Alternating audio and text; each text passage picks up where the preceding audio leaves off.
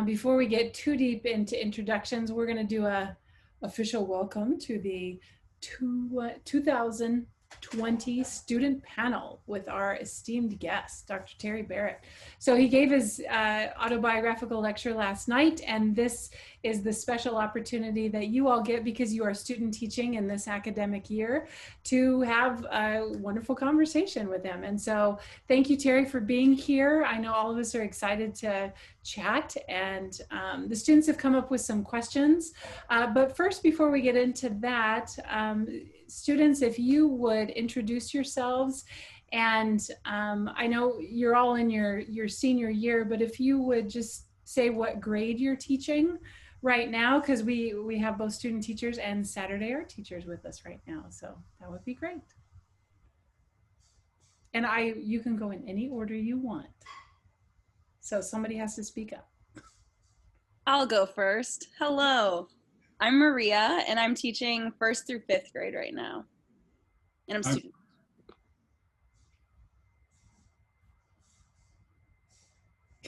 I'll go next. I'm Rochelle, and I'm teaching the 7th graders. So, hi, Rochelle. Hello. Thank you for coming, and thank you for sharing your wisdom with us. We greatly appreciate it. I'm enjoying it. I'll go. I'm Cheyenne, and I am currently teaching 2nd graders. I'm Lucy, and I'm currently teaching 2nd and 3rd grade for Saturday art. I'm Alex, and I'm currently teaching 7th and 8th grade for Saturday art. Okay. I'm Cass, and I'm teaching 5th and 6th grade in Saturday art. Okay, hi Cass. I'm Katie, and I'm currently teaching pre-K for Saturday art. Hello. And Terry, our Saturday art program this semester is online, like so many other things. And so they are learning how to teach art online with small classes, but still very complicated endeavor, as I'm sure. Really, that would be a challenge. I mean, it is a challenge. I'm glad I don't have to do that. It would be kind of fun to observe how you folks are doing it, and then to see the little kids and how they're responding. Absolutely. Well, Terry, if you want to start out with the images, that would be great. Or I'm sure the students have questions for you. Yeah, let's start with questions. Okay, awesome. And if you can't hear me or understand what I'm saying, let me know. I'll repeat. And yeah, and this is casual, so if you feel free to just jump in anytime. So someone should start.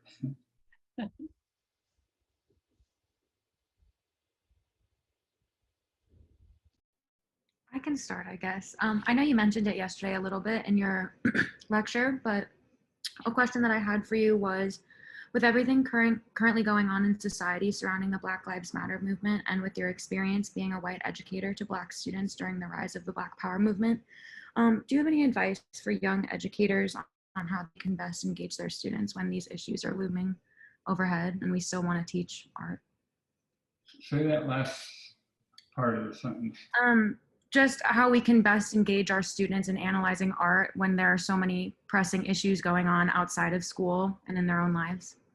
Yeah, that's the question. I tried to address that last night, but not with a particular group of students. I guess I would ask you, who are the students? I guess our students of color who feel most personally affected by all of this stuff. I guess if we have younger students, as most of us do, I know a lot of them don't fully understand a lot of the stuff that's going on. But I know that our students of color definitely are more engaged in that stuff than our white students. Are you talking about the students you're student teaching, or are you talking about your classmates? Students in general, I think. Okay. Yeah, so I'd have to figure out or realize, first of all, I'm white. I'm dealing with sensitive issues. They're sensitive, especially for the people of color. I have to be comfortable to talk about that. If I'm not comfortable, it's probably not going to go very well. I have to keep everyone engaged, but it would be very tricky. And I do a lot of that kind of work. That's how I work. I don't teach studio very often. It's usually discussion about works of art. So I really feel the group out and really watch the group. So on Zoom, that would be even more challenging because it's hard, like in your little thumbnails up there, it's hard to really see your expression, or is someone, really freaking out, or someone bored, or someone, because I really depend on body language in my teaching. And I try to make eye contact, and I try to smile, which I don't do very often. So I would first, so the hard part is what picture to choose. I think you have two choices, engage with the images or engage with the issues in society today, or ignore them. And personally, I think it's irresponsible to ignore them. But I know that's a strong statement, and I'm sitting here with adults, not with a classroom of kids. So I'm aware of that. But I think, we need to talk about the environment, if nothing else. We need to talk about poverty, I think. We need to talk about race. All the Black leaders who I'm reading in the newspaper as well as in books are saying, we got to talk. We got to face it, we got to talk. And as I said last night, I missed a lot of opportunities to talk with Black people, and I would be a much better educator had I known how to do that. So that's a general answer. A more specific answer is put up an image and ask the group, what do you see? And then from that, I would get a feel of, how it's going. What do they see? Are they nervous? Are they tense? Again, you'd have to tell me the exact age group, but and then I would work from that. We could try that now, Stephanie, if you want. We could put up the Carrie Mae Weems image, unless someone else wants to ask a question right away. Let's put up an image and we'll do a little.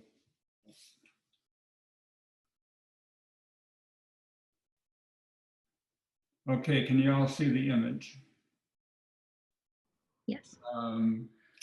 The artist is Carrie Mae Weems, and she is probably in her 60s now. And this is one black and white photograph, art photograph. You'd see this in a museum or a book, an art book, and it's the kitchen table series. So she's got maybe about 25 pictures just like this, and they're all gathered around the same table. And so that's just the context. So I'm going to ask you, one by one because the group is small, and I'm going to ask Alex to start and just to tell us briefly what you see. Okay.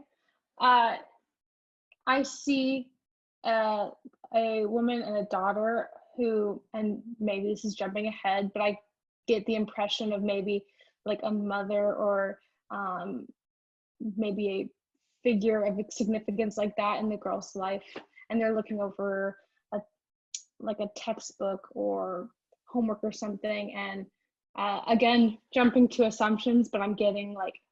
Don't jump to assumptions yet. Let's just. Okay. Let's just talk about what we see, and we'll get into assumptions for sure. Okay, then I'll say that's what I see, and I will stop there. All right, thanks. Katie? Yeah, so similar to Alex, I definitely see like a maternal figure, mom possibly. I think it could be a textbook. I'm also thinking possibly a book that big could be like a Bible and something like that. Yeah, that's kind of what I'm leaning around. Okay, I'm going to point out my teacher thinking as we go along. Already we've got a theme, we got two themes or two topics that we can explore more and more and more. And one is the woman, is she a mother, or I think so far, the three of us agree she's some kind of parental figure. And then we have the book. Now the book is really interesting, and I could spontaneously say, okay, write down the title of the book, each one of you, and then read them back, and then that would be really interesting in itself to do. So that's kind of how I play. But I won't do that right now. I'll go to Cass and ask you what else or what more can you say about what you see? I also noticed that their gazes are locked together and that the woman has a more forward a stance, and then the girl is more reserved and almost like a submissive kind of stance, but it's still challenging with the eyes. Okay, thank you. Who's next? I'm following the screen. And next is, who's next? Lucy. I see all pretty similar things to everybody else. The notepad, however, next to the woman's hand makes me think either she was sitting at the table with the young girl before this happened, maybe. Maybe they were, excuse me. It just looks like they were both sitting at those seats. Maybe the girl was working and the mother figure was taking notes or helping her study for something. Okay, well, I'm going to ask Lucy a follow-up question, and that is, what might have made them get up and stand up like that? I don't know. Well, I mean, it kind of made me think that because I've had moments where I'm doing my homework at the table and my mom's sitting there doing her work and I go, I can't do this anymore. And I stand up to get up and she stands up after me to get up and says, you're going to sit back down and you're going to do this now. So something. Okay. Cool, thanks. Maria. So I see similar things.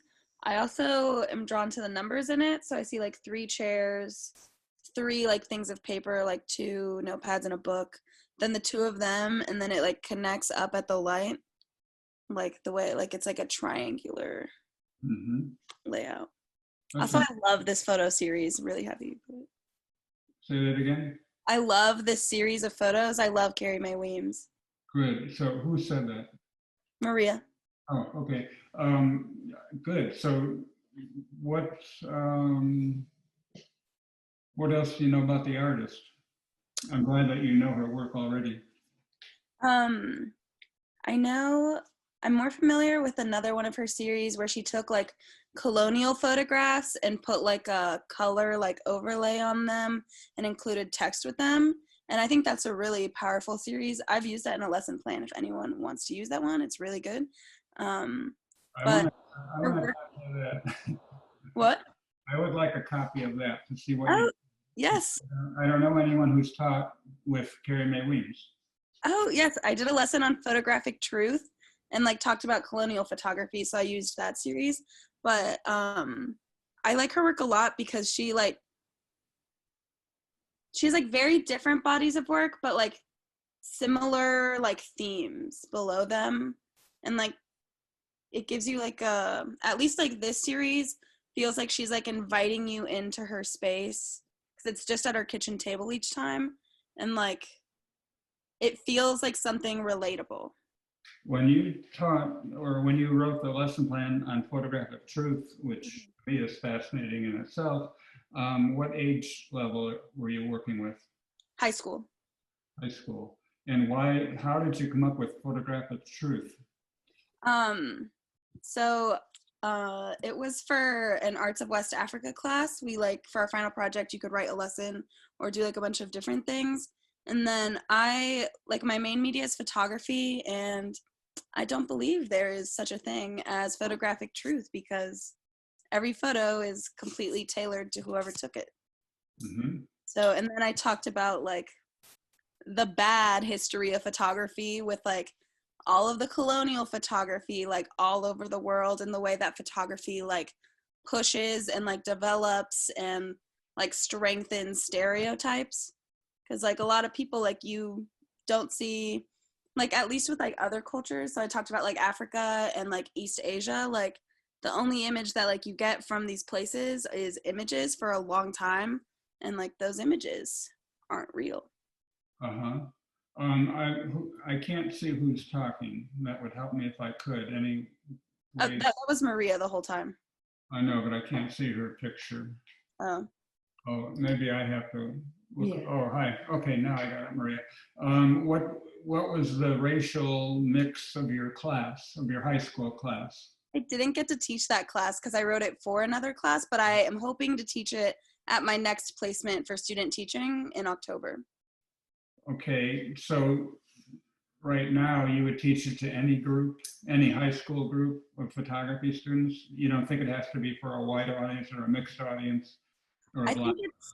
I think it's something that's beneficial for all audiences, because like we all look at photos each day and we need to be able to like tell apart what is something that's truthful and reliable and something that is like created to make me think something else. Yeah, that's excellent.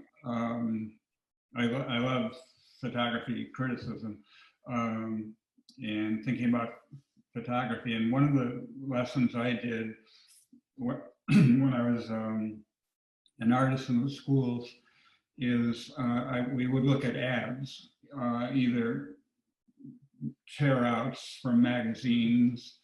Yeah, that's what I did. I went into the school library because I was a visitor, and I asked the librarian for any old magazines, and then I tore out the ads and brought them into the classroom. And I did that for my safety reasons, in case there were inappropriate ads. Like I said, well, they're in your library. So then we would either put up a slide or look at a picture, and I'd ask the kids, list everything that's true in the photograph and everything that's false. And so it would be like a Salem cigarette ad or a Pepsi ad, and we were just, what's true, what's false. I agree with you that everything's false, but everything's true also, because it's really made with a camera. It's lens and it's light reflecting off of real people, whether they're actors or not. So there is a reality. Anyway, I don't want to get into a lecture on that. But so I'm fascinated by it. I think that what's true, what's false in a photograph is really an interesting prompt that any one of you could use, even with young kids. Mm-hmm. That was a divergence. But anyway, I'm interested in that lesson plan. I'm serious. If you send it to me, I would. Yeah, I'll send it over. I'm interested to see. Okay, who's next? Back to the kitchen table. What do you see? Alex, did you talk already? Yeah, I've already spoken. All right. Katie, did you talk? Yes, I did. Cass, you did. I teach this way, by the way. If you were alive, it wouldn't be that bad, but almost. Cheyenne. I haven't gone yet. Caught you. Yeah, so somebody else mentioned it, but the first thing I see is the eye contact. So the way that the two figures are kind of posed, it seems very formal, very like intense. Like there's definitely an intense gaze going on from the seemingly maternal figure to the child. So. Okay, thank you. Where are we? Who's next? Boy, this is awkward. I'm learning how hard it is for me to use Zoom. I appreciate what you're doing. Who has not spoken yet? I haven't spoken. Oh, okay, go ahead. It's sort of like a real classroom. Some will stay hidden as long as they can. But go ahead, Rochelle. I'm with Cheyenne. The first thing that I notice is the eye contact, as far as the seriousness and the look on the mom's face. And then in the eyes, I read something more along the lines of questioning. The daughter is listening, but questioning the position, the body position as well, with the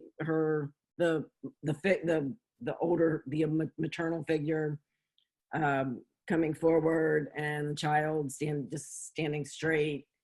So that's the first thing that I really picked up on. But I love how Maria took it even further with the triangle, with the light and everything. Mm-hmm. Let's jump ahead a little bit, and I want to ask you now, what do you think they're talking about, or what might they be talking about? That's the question. Lucy, what might they be talking about? Maybe work that the daughter doesn't want to do, or the young girl, I won't say daughter, maybe work that the young girl doesn't want to do or has done and it's wrong, and the mother's scolding, the woman is scolding. Stephanie Barrett, jump in. What do you think they might be talking about? I had a similar response to Lucy. I'm thinking about my daughter when she avoids finishing something because she's not sitting, and I can see the figure on the right trying to inspire some obedience through a glance, and through that, I mean, the set of her jaw, you can see on the side that there's some frustration on the right side of that image. Okay, Cheyenne?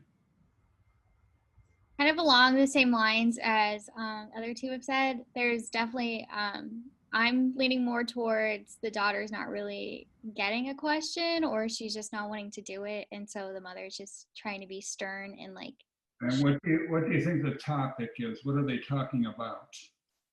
I think like schoolwork of some sort. I know I always struggled with math, so that is what I like to jump to. Maybe she's not understanding a math problem, or she just doesn't want to do it. Something along those lines. Because there's a pen and paper, and then another textbooks. They're like looking, like working through something.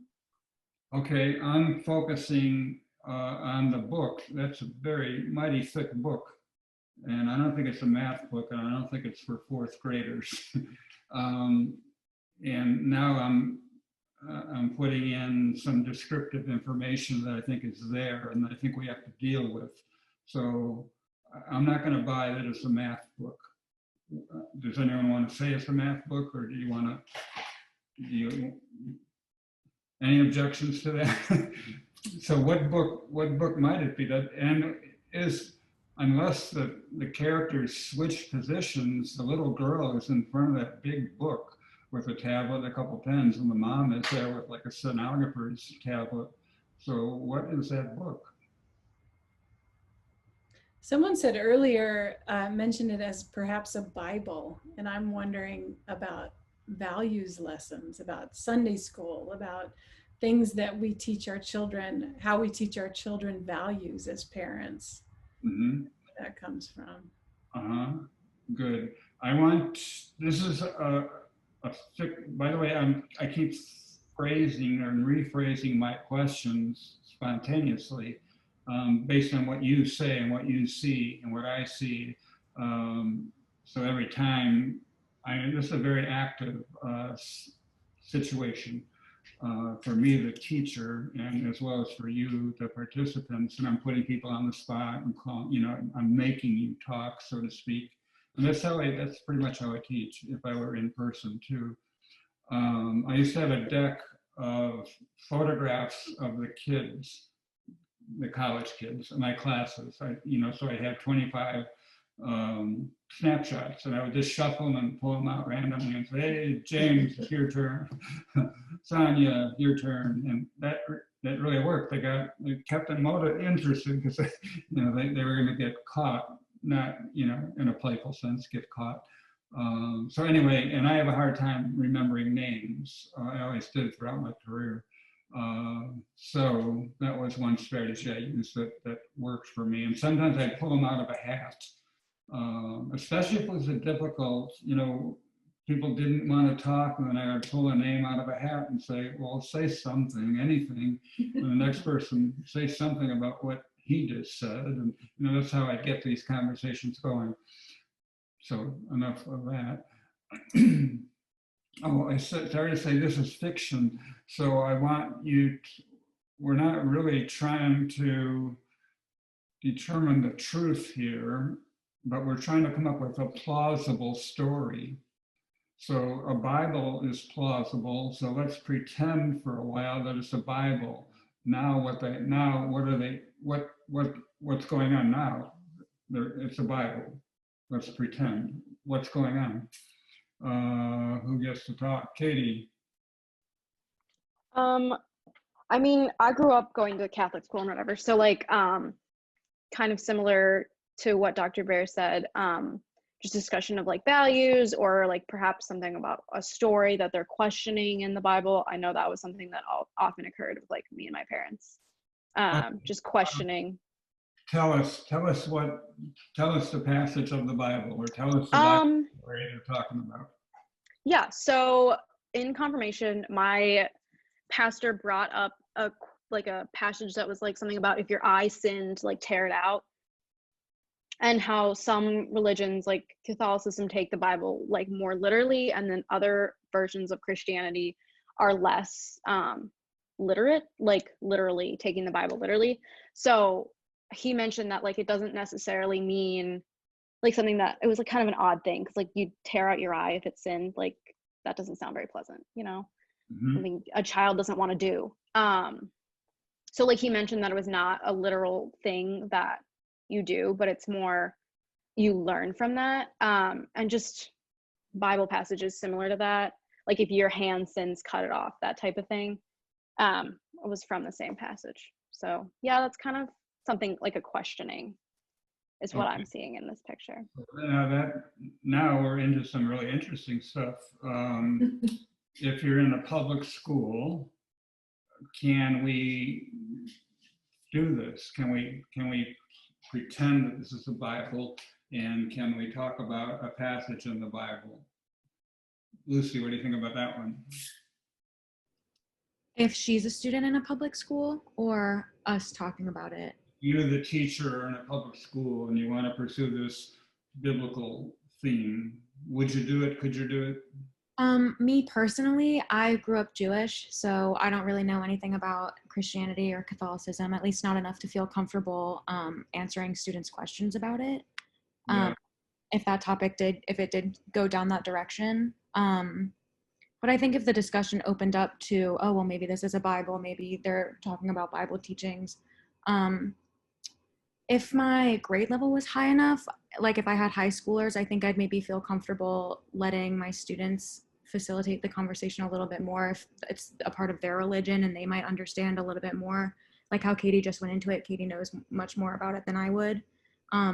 So I would reach out to my students and say, look, I don't know much about Christianity, but if this is the direction we're going to go down for this discussion, I want to hear from some students that maybe have that experience growing up and maybe would like to hear what you think. That's really good. You sound like a good teacher. There are two thoughts. One, it could be the Old Testament you could go to, whatever, an Old Testament story. Or you could do what you want, what you're saying. I'm not familiar with the Christian tradition. So then you would have to fill them, or you would ask them to fill you in on what they knew. And that could be very interesting. And if you had someone of the Muslim faith in there, they could bring up the Quran, and it could be very interesting. It could also be very touchy, and it could be, that's why you have to know your community. You have to know your kids, first of all, then you have to know the school, psychological, cultural environment, then you have to know the neighborhood before you pursue stuff like that. But I like that direction. And if I were giving assignments, I would ask Lucy, okay, they're talking about a story in the Bible, in the Old Testament, write a little write a short story of 2 or 3 paragraphs about what they're talking about, or what I'd ask you to turn it into a little story, because Carrie Mae Weems is making a story, and it's an open-ended story, and yours could be open-ended, and it's just a strategy. So I'm inventing as I go along. And I love to have kids write, because some kids write better than they talk, or it just gets more voices and more intelligence. So who's up next? Rochelle? You Yes. want to pursue, what do you think the book is, and what might they be talking about? Well, I actually thought that was very interesting, the Bible thing. So that's where I was, and especially since the little girl was questioning what her mom was saying, but her mom is pretty serious about it. The only other thing that I was thinking, if it wasn't a Bible, if it would be some sort of history book that she has presented some history to her daughter. Okay, and let me interrupt you there, because we got 2 really potent themes here. Let's pretend it's a history book. What aspect of history are they talking about?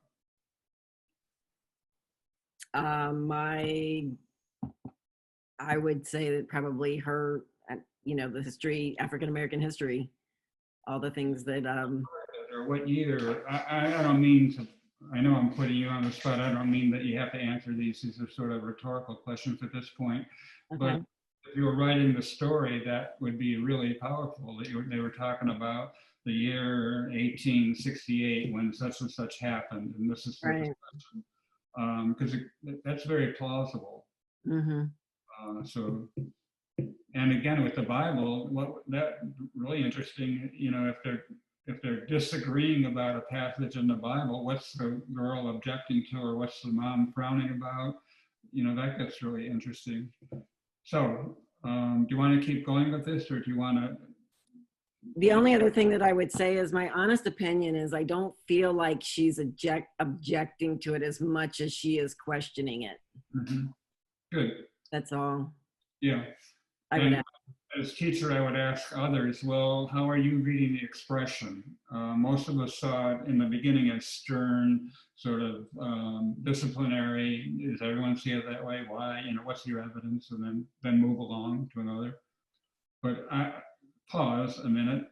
I want to know if you, the 8 of us or 10 of us, want to go on with Carrie Mae Weems, or do you want to go back to the questions that you came with?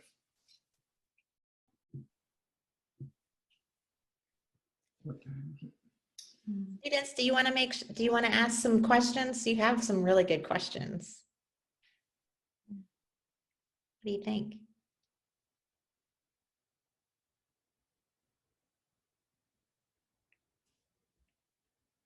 Yeah, what do you want to do?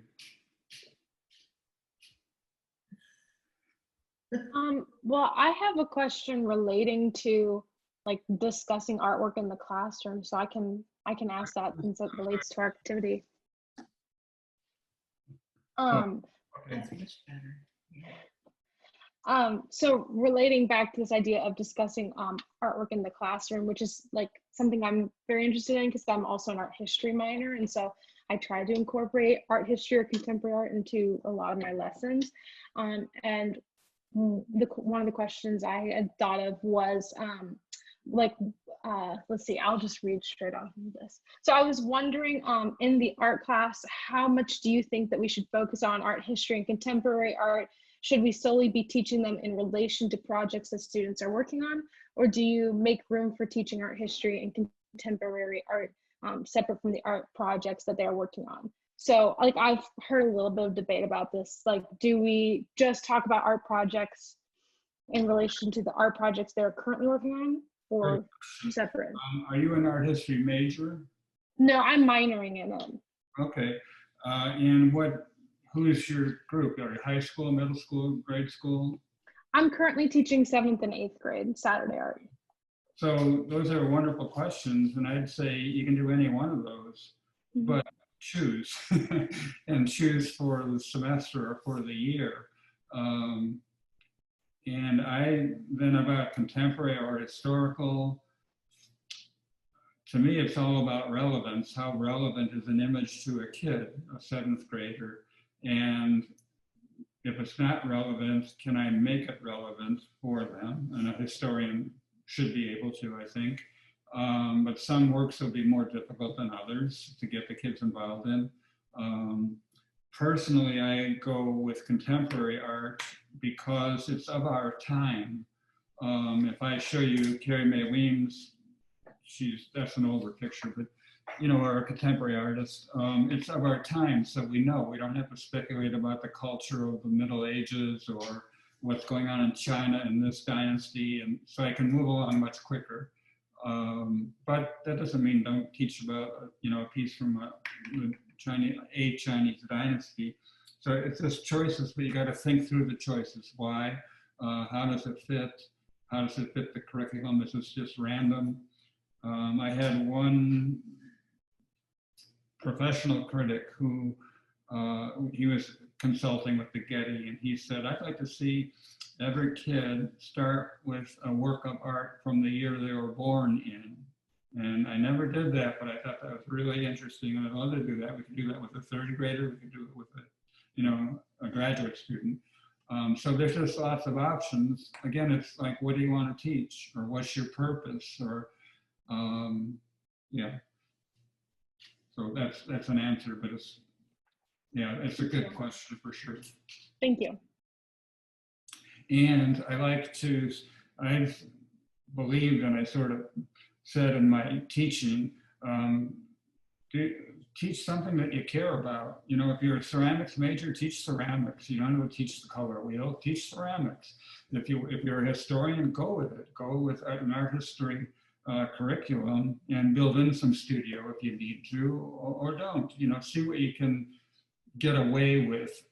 That's not the best way to see it, but see what you can do within the strictures of the school and the curriculum, and if you're following state mandates or whatever, but you can make that work. You're smart people and you can figure out goals and objectives and all that stuff. So the message is teach from your heart, because then the kids will get your heart and it'll get into their heart and you'll make some differences. They'll probably remember it when they're older. And then I wanted to say, when Lucy was talking about, I think it was Lucy, when she said, I don't know Christian tradition, that's wonderful in itself. Already that's multicultural in a sense. We're not assuming that we're all a dominant culture and that we're all white Christians. And, so it's very important for the kids to know that, or to be exposed to that. And that's one of the problems of the lack of multiculturalism, is that we just limit our knowledge. And if we have a mixed group, we can really broaden our knowledge of life, of the world, of one another, and hopefully create tolerance and understanding, depending on how well you can facilitate it, how well you are in the classroom. But that's a noble goal, I think. Someone else? Question. Stephanie Danker, do you have anything? Sure, yes, I do, of course. Well, the thing that I picked up on last night the most was a statement, or I guess I'm paraphrasing it. You were talking about how leading critiques was like practicing citizenship with controlled critical dialogue with others. I thought that was beautiful. And I'm hoping maybe you can remind us about what you were talking about or expand on that. Sure.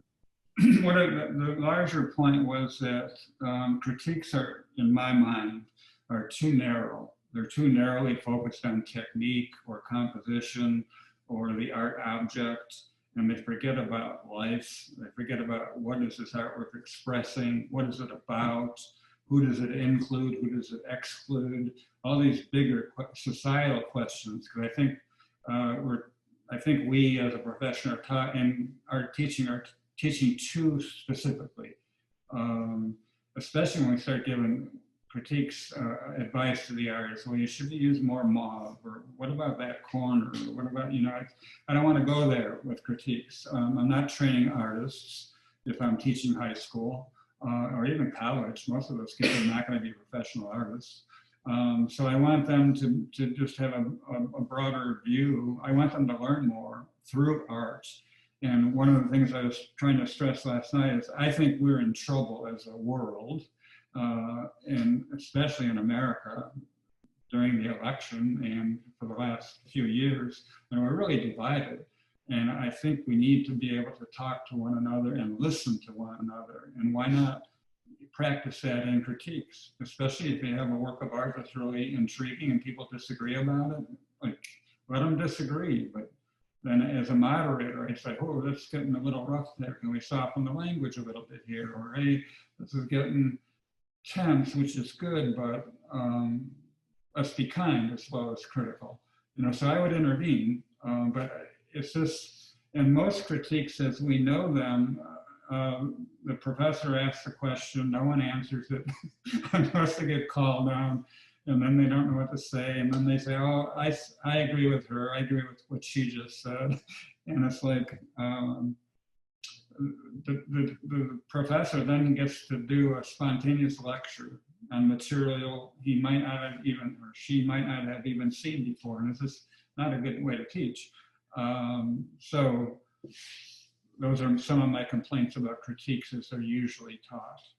So, like, if we wanted to, we could go back to Carrie Mae Weems right now, and I could ask you, I will ask you, we'll see how it goes. I'm going to posit that they're talking about race. What are they saying? And it's up to you to answer that fictionally. Like, what do you think they're talking about? They're talking about race. What about race are they talking about? Cass, any ideas?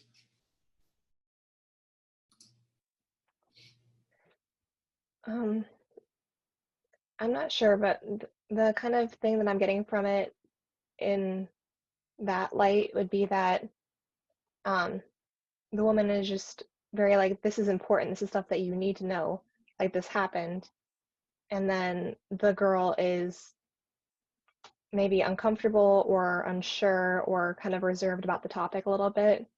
Like maybe she's a little bit more sheltered, hasn't had so much experience in that area to understand the importance there. Yeah, wonderful prompt. I want to push it further. Not that you have to answer, definitively, but what do you think the little girl needs to know from the mother's point of view? What might, these are fictional questions, but what might the lesson be? Any ideas about that? I think it might depend on the community that they live in, like that kind of area, because that would affect what would be so important too. Yeah. Here's, currently, I would like to be able to be teaching about race and social issues. So if I had, I'm going out on a limb here, if I had a classroom of fourth graders, mixed group, it would be easier if it was not mixed, but let's make it hard and let's make it a mixed group. And I would ask the fourth graders, what are they talking about? Or what might they be talking about? I'd go around the room and get some answers. Or I'd say maybe a really important, a better question. I'm always trying to phrase the right question. Not the right question, but the question that'll get the best thoughtful, emotional answers. And I'd say, all right, you're the little girl. What does she need to know about race? So all you little fourth graders, what do you think that girl needs to know about race? Or, and I would go with that for a while, and then I'd switch and say, okay, pretend you're the mom and you're telling your daughter something about being Black in America. What are you telling her? And I think we'd get fascinating discussions, especially if they trusted me and if they knew one another and they were, comfortable more or less more comfortable than not. But I would love to try to do that. I'd be scared because I'd be scared of what's going to come up. You know, what if they start crying, or what if some kid, you know, it's touchy information, but I would embrace touchy information until it wasn't going well. And then I would back out of it and I'd say, well, I would tell the kids, I learned a long time ago at Ohio State, don't have teacher secrets. Tell the kids what you're doing and why you're doing, when you're doing it. So so I just say, hey, to the class, I say, hey, I'm sorry, this is getting hurtful and I don't want to keep doing this. We're going to change direction here. To really be out front and honest. You're a teacher, let them know that, hey, you get to change your mind too, or hey, this isn't going so well, or this is really going well. Let's keep going with this direction. Let's forget about what we're gonna do, and let's keep talking about what the little girl needs to know. And if you're a white person, what do you think? What are you gonna tell this little girl about being Black in America if you're a white person, or if you're a brown person, or whatever? And I think you could. And then maybe that turns, I wouldn't need to do this, but maybe you'd want to turn it into some kind of studio lesson. Or they made some kind of work of art out of that. You know, there's other ways you can go. So that's an example of what we're talking about how to get into those deep issues. Any other question or thought? Dr. Barrett, can I just ask a question, kind of just following up on what you just were talking about? I think the climate from this summer has made everybody very sensitive. And it just, in my personal opinion, that that might be a difficult question to bring up with different races in your classroom. What would happen? Like, how would you control it if someone said something rude or naive?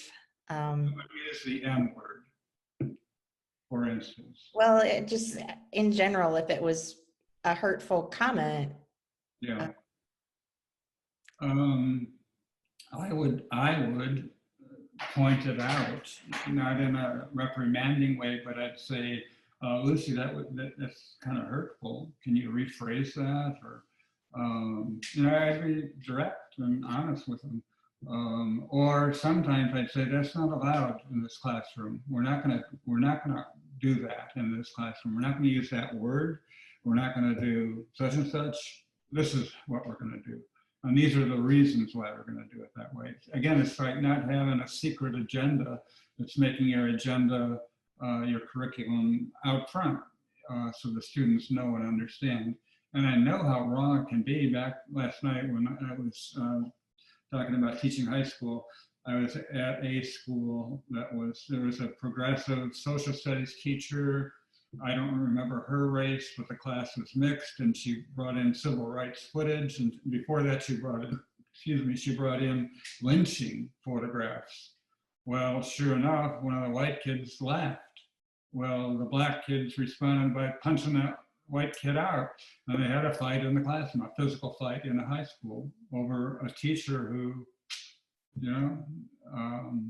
she didn't quite do it right that time. Not that there's a right way to do it, but there's certainly a wrong way to do it. Or you have to be able to, a real example is I was invited as a teacher to work with a high school class in the city, public school, with Robert Mapplethorpe's homoerotic images. And it was a lot of Black kids, some white kids.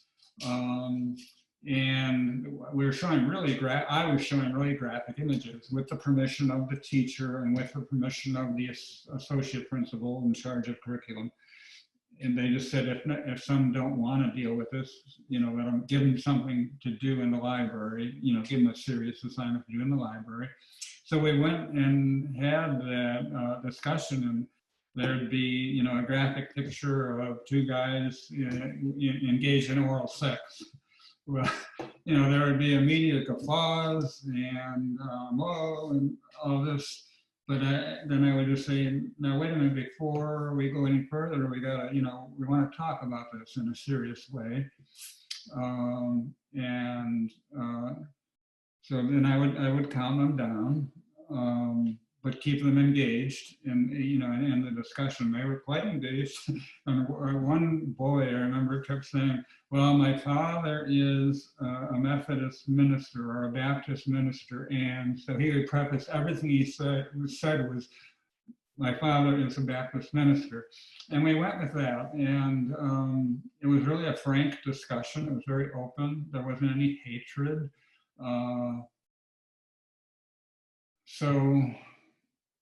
And every once in a while, the kids would get out of hand, and just talk out of line or out of turn and get too loud and raucous. And I would just say, "Hey, stop, slow down. We can continue this or we can stop, but we can't go on this crazy way. We got to do it more slowly and more carefully." But they would do that. And we went for a whole hour, no repercussions afterwards, no parent phone calls, nothing from the principal. And it was, so it can be done.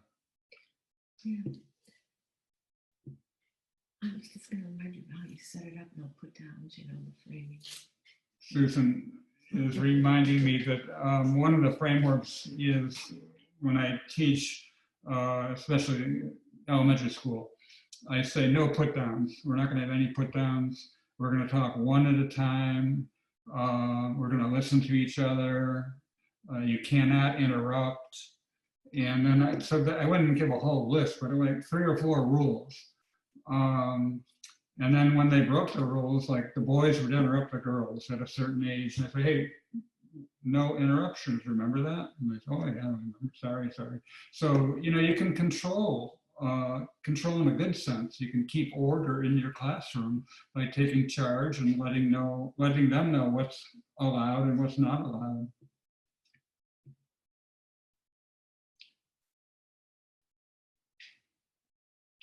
Any thoughts, questions? We are getting close to 7 o'clock. Yeah, Rochelle, if you want to ask your question, I think we definitely have time for at least 2 more questions. Yeah, I'm not in a hurry, by the way, but yeah, well, you're in charge, Stephanie, of when the bell rings. Perfect. Okay. Okay, who is going? Michelle, is it? Yeah. You had written a quote that said, "Good facilitators have to know how to gain the trust of their participants by asking honest questions, listening attentively to responses, expressing sincere feelings, being patient with the respondents, and the pace of the discussion, encouraging the timid, and generating a general attitude of respect among everyone involved." And I really loved this quote. I felt like it really encompassed what I do try to do or want to do. The problem is in dealing with 7th graders, I wrote in my question, "I try to maintain these practices when talking with my middle schoolers. However, it never seems to fail that I will say something causing them to blush or become embarrassed." And I know that can lead to shutdown. And that's what I'm trying to stay away from. And you've given a million wonderful points, but is there anything in regards to the 7th grade or the middle school age that you can give me additional wisdom on how I can not embarrass, or I know you put us on the spot to talk, and that's great, but as far as embarrassing them and things. Yeah, I mean, yes, I can respond to that. First of all, I think it's human to be embarrassed. And I'm not going to teach a curriculum where no one gets embarrassed ever. And if they do, then I have to, responsibly, carefully respond to it. I think blushing is okay. I blush. They see me blush. And, I don't censor myself as a teacher. Or if I get too uncomfortable, I say, "Oh, I'm not comfortable talking about this. I don't want to do this." And I think the kids should be allowed to say that too. It's like, "Hey, I don't want to do this." And then I would pursue it and say, "Well, why not?" And then they'd give an answer and it's okay. And then I'd read body language, like maybe they'll get over their blushing and talk about what's really bothering them. like in my teaching is mostly in college, you know, undergrad. And I loved it when kids cried in class. You know, I didn't try to soothe them or say, oh, it's all right, or, you know, everything will be okay. It's like, okay, what are you crying about? Why are you crying? And then wait for them to answer. And if they, you know, maybe I'd ask a second time, and if they didn't want to answer, I'd let it go. But in the meantime, it's like, whoa, the class, all of a sudden, they're worried about Michelle because she's crying, and the teacher's being gentle with her, but he wants to know what the problem is, and wonderful things happen. I had a wonderful class at University of North Texas late, you know, this in the last 10 years, late in my career, where the kids, we were talking about, it was an art education class, and we're talking about art. And we would have some really good discussions about art. And the class, the students told me afterwards that they'd go home and someone would ask them, okay, what'd you cry about today in Barrett's class? And it was like, that was cool. I mean, we really had a wonderful, close, and that one class I still am in email contact with, on Facebook, you know, contact with some of them. So, you know, don't be afraid of tears or anger, or someone gets, you know, upset or angry. Let them be upset and angry. And because that's what's wrong. That's one of the things that's wrong with society. We're not allowed to do that in society because we haven't figured out the safe ways, or we just haven't learned to do it. And we need to. We're in trouble. We need to talk to one another about scary issues.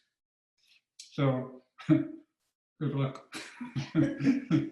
I know it's hard, but I know also you can do it. Don't underestimate yourself. Don't underestimate your students. They can handle it. There's one or two in particular that I think of that have really regressed. And so I've tried to be super, I've tried to form relationships and help, and hopefully in some way they can come out a little more. So I think that's where I'm being a little more sensitive, are the ones that seem to be super sensitive. So sure, yeah. I don't want to push kids to go where they're not comfortable going. And I'm not a psychologist. This is not a clinical situation, but it is a classroom. We all have emotions. We get to express our emotions. When someone expresses an emotion that's a little, you know, out of the ordinary, we can deal with it. So that's my attitude. Rather than repress, I want to bring it out in a safe way, but I have to keep stressing safe. If I'm embarrassing the student or shaming the student, you know, I don't want to do that. I knew one principal in Dayton who he told me, he was a principal of an elementary school. He said he liked to discipline through shame. Like he would shame kids. And it's just like, what? You know, what are you doing? Where are you coming from? What are you thinking about? So that's an extreme. I don't think we have too many of those people out there, but there are some. yeah, thank you for that. Thank you for that. Sure. Well, I want to respect everyone's time here. I know we have several of you working on EdTPAs for your student teaching experience, but really quickly, Terry, would you mind if you could give one piece of advice to this group of future teachers here, well, current teachers, they're all teaching. What would that be? Okay, one piece of advice is don't get bored. Make sure that you are engaged in what you're doing. If you're bored, they're bored. If you're bored, you're going to have an unhappy career. You have to find what your heart wants to do, what your mind wants to do, and you have to keep fighting for that. And if you no longer can do that, it's time to get out. Teaching is a burnout profession. It's a difficult profession. Know that and keep yourself in love with what you're doing somehow, some way.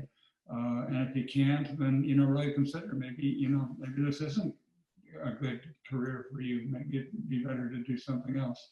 So that's the big picture. And then the smaller picture on the same principle is, okay, I'm teaching 4 classes today, and we're all working on Renee Magritte, and I'm in the 2nd class and the 3rd class and the 4th class. Am I bored yet? And if I am, I need to change. I need to change not Magritte, but change my questions, change my technique, change my strategy so that I'm constantly alive, emotionally and intellectually. And I've been teaching for, I don't know, 50 years or something. I've never been bored teaching, you know, because, and then I had questions like, well, that last discussion on Magritte didn't go so well. What could I do different this time? You know, I think I'll try this. And then, you know, well, that worked pretty well. Let's do that again. Let's modify it this way. So research for me was in the classroom. And then what I learned in the classroom went back into articles that I wrote, you know, went back and forth, back and forth, back and forth. And I did that for a career and never got tired of it. I'm still doing it. You know, I'm retired and I can't stop. I can't stop. So that's one answer. Can we get a group picture? We have to document this, Dr. I don't know, however you do that, yes. Just look in your camera. Just look in that green dot for just a second, and I will get a screenshot. You ready? Okay, we'll do one, and then we'll do one more. Ready? 1, 2, 3. Let's do one more. Let's make sure. Okay. 1, 2, 3. Okay. I'm embarrassed. You're making me uncomfortable. I don't want to do this. Too late, pictures are taken. You are archived. We're good. I get to be behind the camera. Well, thank you all so much for being here, and thank you, Dr. Barrett. This has been an incredible opportunity for all of us. I know I learned some stuff today and last night, so thank you for that. I'm learning from you too, which keeps me motivated, you know, it keeps me interested. You know, from this group, you know, I come away with, oh, I hadn't thought of it that way, or, you know, so you got to keep yourself alive. Absolutely. I love that advice. I think that's a great way to end our evening together tonight. So thank you all very much, and we will say goodnight. Great. Good night. Thank you all. Thank you. Thank you. Thank you.